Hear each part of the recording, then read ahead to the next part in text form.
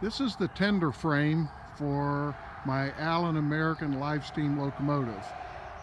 The design is such that it has manual brakes to be able to stop this, because it's got the weight of me on it that will actually help stop the locomotive.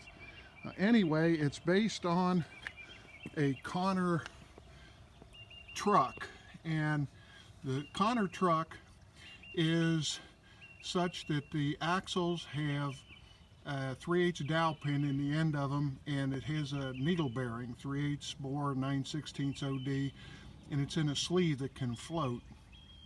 Also on the center, it's a square, 3/4 square bar, and it can pivot. The bolt there holds that onto the shaft, the 3/4 shaft, so the thing can pivot. So it has quite a degree of freedom to rotate.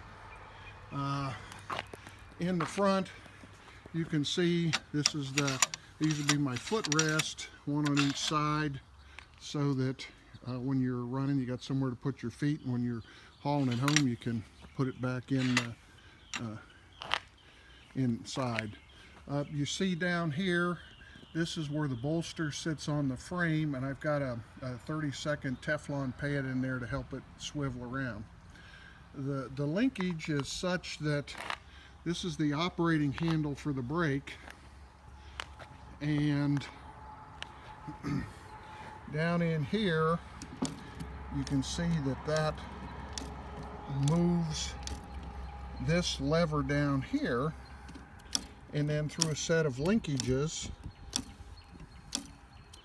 a lot of slots and bars and threaded rods, this actually pulls a yoke that activates the brakes. And what you see right here, the brake pads, each wheel has a brake pad on them, and they're equalized such that when you pull the bar, all 8 shoes will contact the wheels and stop the car.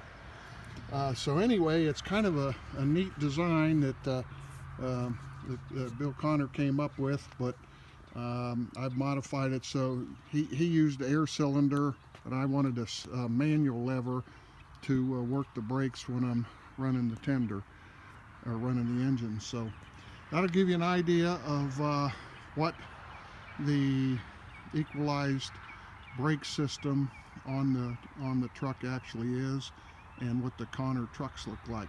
Connor trucks are all built up from bar stock. There's no castings in it. Even the side frames are bent bars that